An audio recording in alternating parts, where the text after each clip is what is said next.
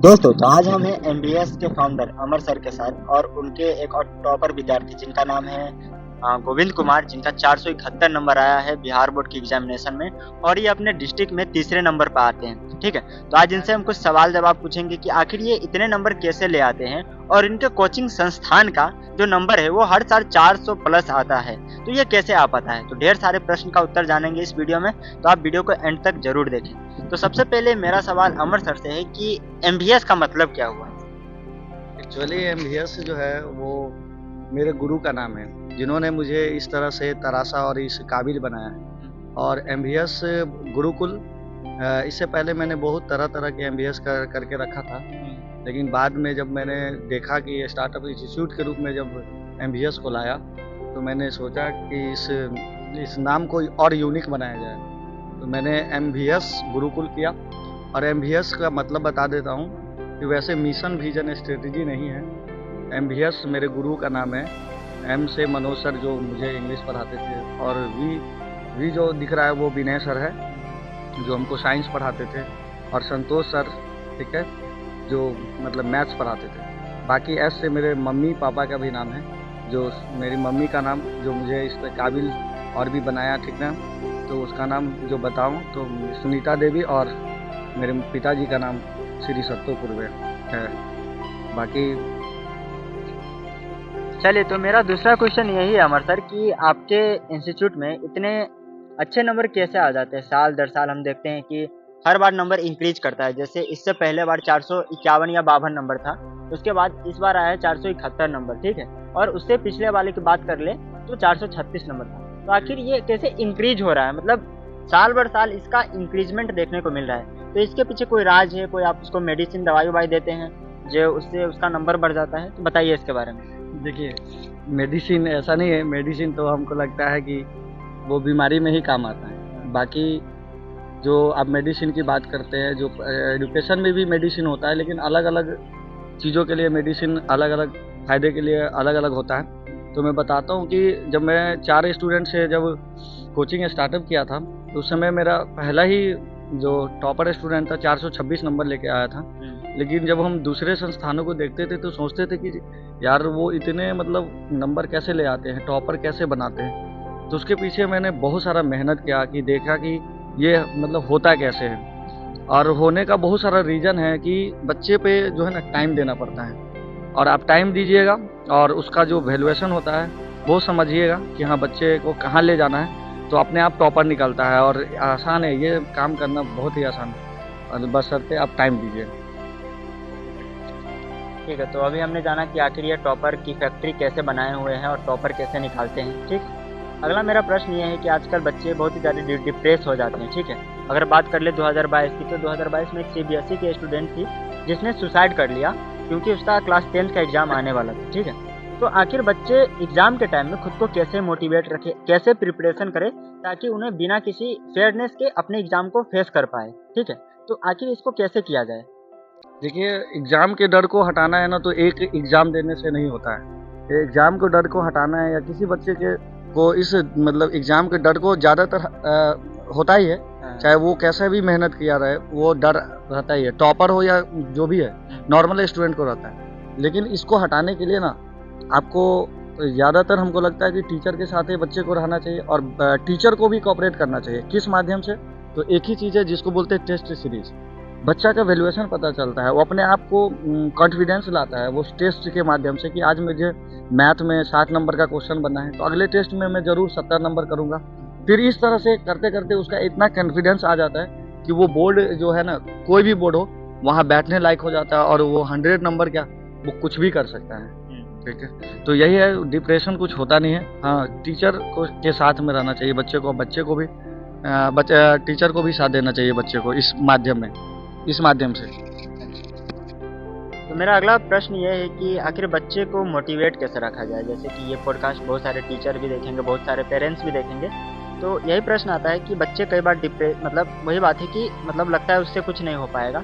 तो आखिर आप बच्चे को मोटिवेट कैसे रखते हैं, आप कैसे एग्जाम्पल देते हैं, किस प्रकार से बताते हैं, है ना। देखिए, बच्चे को रियल लाइफ में ले जाना ज़रूरी होता है। जब तक बच्चे रियल लाइफ में नहीं जाएंगे, उसको मोटिवेशन नहीं आता है। उसके मम्मी पापा से ज़्यादातर बच्चे जो है ना मोटिवेट होते हैं हमारे हिसाब से। हम अगर इतने अच्छे हैं तो मैंने बोला कि नहीं, मैं अपने कोचिंग का नाम अपने मम्मी पापा गुरुओं से रखा, तो कहीं ना कहीं उससे मोटिवेट होकर मैं इतना काबिल बना।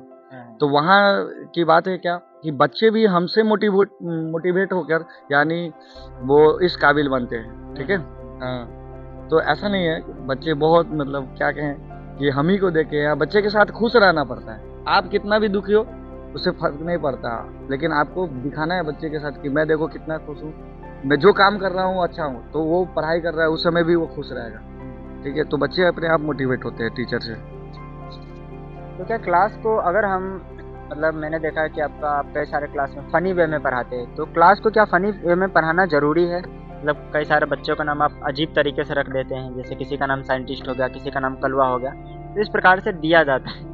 तो आखिर ये कैसे दिया जाता है? मतलब आप क्लास को इतना फ़नी कैसे बनाते हैं और बनाना क्यों ज़रूरी है क्लास को? देखिए, मैथ्स आप जानते ही है कि टेंशन वाली सब्जेक्ट है, हाँ। लेकिन इसको फनी बनाकर पढ़ाना, जिससे फनी बनाने का मतलब ये नहीं होता है कि उसको मतलब बाहर ले जाना सब्जेक्ट के अंदर में रख के ही फनी बनाते हैं, हाँ। ताकि साथ में वो पढ़ाई भी कर सके, सीख भी सके, और वो ये नहीं फीलिंग कर पाए कि मैं बोरिंग से, जैसा उसको फीलिंग ना हो कि मैं क्या पढ़ रहा हूँ, क्यों पढ़ रहा हूँ, ऐसा होने नहीं देते हैं, जिसके कारण बच्चे मैथ्स में इतना अच्छा नंबर भी लाते हैं और उसको क्लास समझ में नहीं आता कि मतलब समझ में नहीं आता कि 4 घंटा का क्लास था या 2 घंटा का, इस हिसाब से, ठीक है।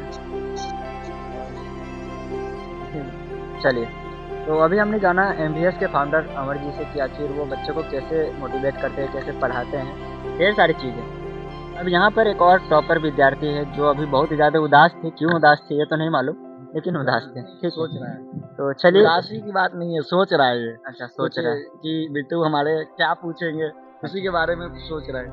चलिए, और चलिए। थोड़ा गोविंद सर, थोड़ा चलिए गोविंद सर, आपसे एक और मतलब मेरा क्वेश्चन ये है कि आपने अभी 471 नंबर लाए, है ना? तो बच्चे को किस प्रकार प्रिपेयर करना चाहिए? क्योंकि टीचर के हिसाब से अमर सर तो बता दिए कि कैसे प्रिपेयर करना चाहिए। लेकिन बच्चे को अपने लेवल पे क्या करना चाहिए? इसके बारे में आप कुछ बताइए। बच्चे को तो सबसे पहले डरना नहीं है, क्योंकि बहुत स्टूडेंट आते हैं जो क्लास 10th में आते ही बोलते हैं कि बहुत ही हार्ड होगा, 10th होगा। हमें बचपन में ही डरा दिया जाता है, बड़े-बड़े भाई जी को देखते हैं कि बाप रे! ये 10th क्लास में पढ़ता है, ये पढ़ता है, कितना पढ़ते होंगे, कितना नहीं पढ़ते होंगे। तो बेसिकली 10th में आपको पढ़ना ज़्यादा नहीं पड़ता है, लेकिन स्मार्ट वर्क आप लोग सुने होंगे, स्मार्ट वर्क का नाम। वो कीजिएगा तो आपको बहुत ही ज़्यादा मतलब कि क्या इम्प्रूवमेंट मिलेगा आपको। जैसे कि हो गया 10th में हमको लगभग 90% से ज़्यादा नंबर लाना है, हमको प्रयास यही रहता है। बहुत सारे स्टूडेंट जो होते हैं नॉर्मल वे में जो पढ़ते हैं, तो सोचते हैं कि काश हमारा 90% से ऊपर मार्क्स आता तो कितना फैमिली कितना खुश होते, कितना हैप्पी होते। तो इसके लिए आपको करना ये है कि पहले तो आपको अच्छा कोचिंग एक खोजना है, जो ऐसा नहीं कि जहाँ पे एकदम पढ़ाई हो, नाम के लिए पढ़ाई होता हो, मज़ाक। पहले तो आपको गलत संगत में तो जाना नहीं है, पहले 10th में आप आ रहे हो तो गलत संगत सबसे खराब चीज़ होती है।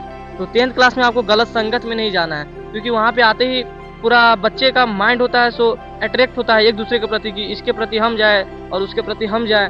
तो ऐसा अट्रैक्ट नहीं होना है। ये हमको सबसे पहला डिस्ट्रैक्ट नाम सुने होंगे, वो डिस्ट्रैक्ट करता है वो हमको पढ़ाई में।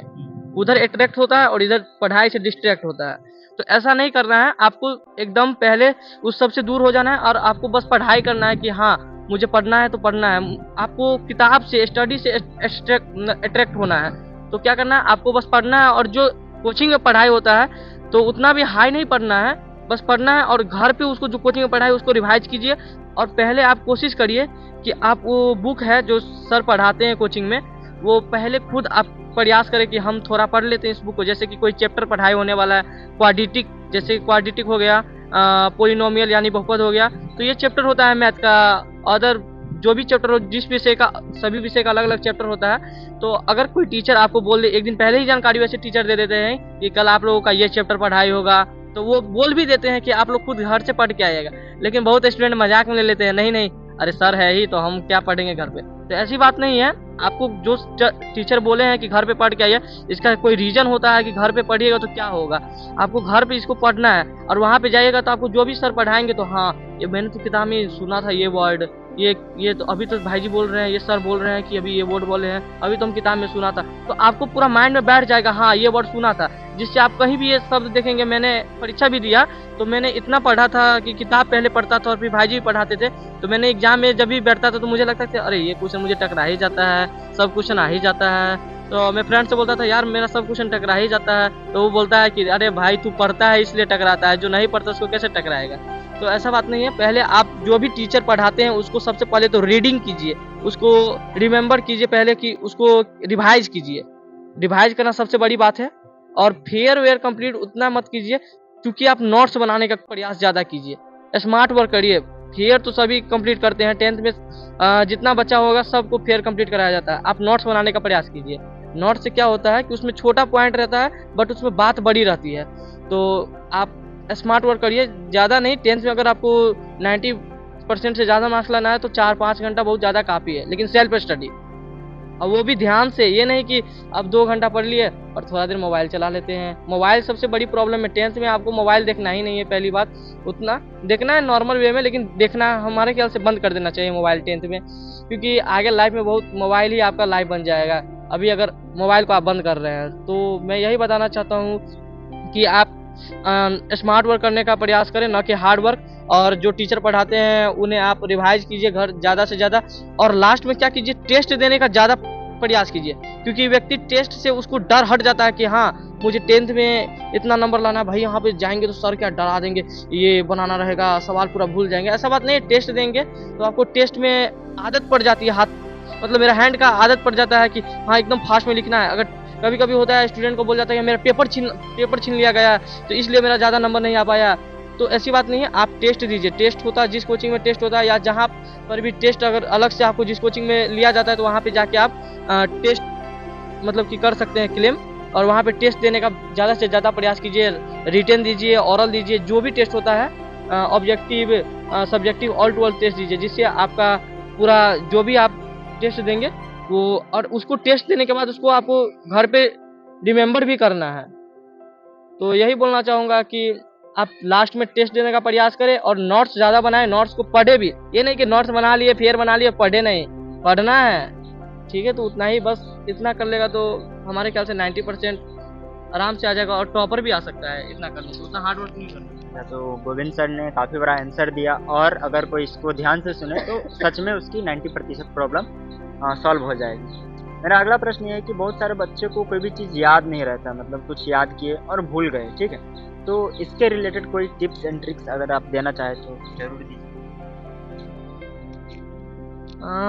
इसके रिलेटेड टिप्स के लिए मेरे को तो अभी जो भी इससे पहले होमवर्क मिलता था तो फिर मैं याद करता था, तो पहले तो मुझे नहीं याद होता था, बट कुछ दिन 10th में आया और 9th में भी था तो तब से याद होने लगा। बचपन में मुझे उतना याद नहीं रहता था कि हाँ ये दिए, और उससे पहले फिर 1-2 में था तो याद रहता था, और फिर बीच में माइंड थोड़ा होता है ना कि नहीं याद होता है, कितना भी कोशिश करते नहीं होता। बट 9th में आए तो थोड़ा हमको याद होने लगा। लेकिन मेथड की बात करें तो कह सकते हैं एक स्पिरिचुअल मेथड है जो चैंटिंग नाम से जाना जाता है। वो भगवान श्री कृष्ण के नाम को बार बार लेना, और इसे लेकर ये किसी अलग संप्रदाय के लिए नहीं है, ये पूरे जितने भी 10th के वो सोचते होंगे कि नहीं भाई ये धर्म का प्रचार कर रहा है, ऐसी बात नहीं है। वो धर्म का हम प्रचार नहीं कर रहे हैं, यह एक मेडिटेशन है, एक तरह से बोल सकते हैं। क्योंकि भगवान श्री कृष्ण का नाम लेने से आपको पूरा हैबिट एकदम गलत दिशा में आप जाएंगे नहीं, आपको डिस्ट्रैक्ट मन नहीं होगा कि मन इधर जाता है। भगवान श्री कृष्ण आपको डायरेक्ट मतलब कि नाम लेंगे तो आनंद का फील होता है और माइंड आपका शार्पली होता है। तो आपको मेरे ख्याल से अगर जो भी व्यक्ति सोचता है कि मुझे याद करना है तो याद नहीं कीजिए, लेकिन याद अगर करना है, मान लीजिए लास्ट टाइम में अगर आपको याद करना है तो उस टाइम में मैं बतला देता हूँ आपको। एक मेथड है जो हरे कृष्णा कृष्णा कृष्णा हरे हरे, हरे रामा रामा रामा हरे हरे, इसे चैंटिंग कहा जाता है। और इस चैंटिंग को लगभग आप 1 माला 2 माला, 1 माला में 108 होता है तो 1 माला 2 माला सुबह में कीजिए और 2 माला शाम में कीजिए, आपका माइंड एकदम शार्प होगा मेरे ख्याल से। मैं तो यही मेथड अपनाता था। ठीक है, तो गोविंद सर ने अभी मेडिटेशन की विधि बताई कि आपको किस प्रकार मेडिटेशन करना चाहिए। आप ये मेडिटेशन करना चाहें तो आप ये कर सकते हैं, या फिर अगर आपका दूसरा कोई इच्छा है तो वो भी कर सकते हैं, ठीक है। तो क्योंकि पॉडकास्ट काफ़ी लंबा बन चुका है इसीलिए हम चाहेंगे कि इसको ख़त्म करें। लेकिन सबसे आखिरी सवाल मेरा यही होगा कि अमर सर आप शादी कब कर रहे हैं? शादी करने की बात नहीं है, शादी तो आम बात है, ठीक है। पहले तो अपने लाइफ के बारे में भी सोचना चाहिए, ठीक है। अभी मैं इतना बड़ा नहीं हुआ हूँ, उस लायक नहीं हुआ हूँ, ठीक है। जब उस लायक हो जाऊँगा तो आपको आपकी उम्र ज़्यादा हो गई। नहीं, मेरी उम्र अगर कोई देखे तो हमको लगता है कोई बोलता भी नहीं है कि सर की मतलब कि उम्र ज़्यादा है। ज़्यादा से ज़्यादा सर वो मतलब कहीं भी जाते हैं तो उसको लगता है कि अभी वैसा नहीं है। लेकिन अगर इतने हो जाने पर अगर शादी किया जाए तो वो भी बात नहीं है। काबिल होना शादी करना नहीं है, ठीक ना। काबिल होना शादी करना नहीं है, थोड़ा सा समय आने पर ही सब कुछ होता है। तो सबसे आखिरी सवाल कि बच्चे को एमवीएस गुरुकुल में क्यों आना चाहिए? आखिर इससे उसका क्या बेनिफिट होगा? आप ये बताइए। देखिए, एमबीएस गुरुकुल में आना क्यों चाहिए, ये तो आने के बाद ही ज़्यादातर लोगों को पता चलेगा। लेकिन हम बोलेंगे तो वो उसको पता चले या ना चले, समझ में आए ना आए, वो हम तो जानते नहीं हैं। लेकिन आने से ज़रूर उसको फ़ायदा मिलेगा, ऐसा नहीं है। और मैं पूरी गारंटी के साथ कहता हूँ, हाँ, कि आप आइए, मैथ सीखना है, साइंस सीखना है, ठीक है। और वैसा नहीं है कि आप 9th में आए तो मैं 9th का चीज़ पढ़ाऊँगा, आपका बेसिक भी ठीक करूँगा और उस लायक बना दूँगा, ठीक है। आप आके देखिए, फिर आपको पता चलेगा। बाकी चलिए, तो आज के पॉडकास्ट को यहीं पे एंड करते हैं। फिर मिलेंगे किसी दूसरे पॉडकास्ट के साथ। तब तक के लिए धन्यवाद।